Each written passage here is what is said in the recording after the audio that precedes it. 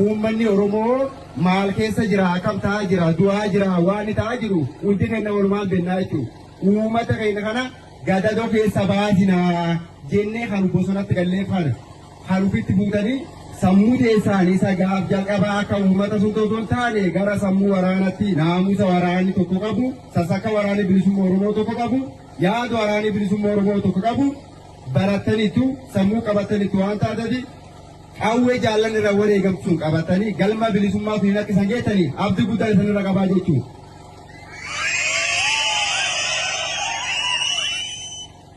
Wanni baay'een nu dura jirti qabsoositti.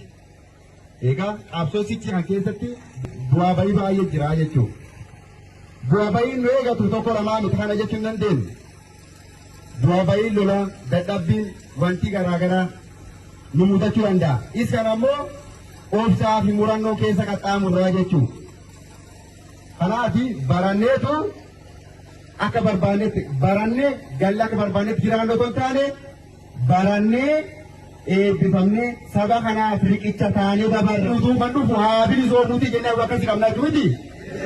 Isa kanaaf ammoo namni waan akkana biratti murteessee isa kan ufitti fuudhee qabsoo saba kanaatiif bahe saba Oromoo irratti rakkoo geggeessuu, miidhaa geggeessuu waan garaagaraa irratti hojjete yoo taate dhiiga bilaafeen jaallan kaleessa sin dhiistu jechuudha. Isa kanaaf wanni guddaan uf kenniisa barbaachisaa jechuudha.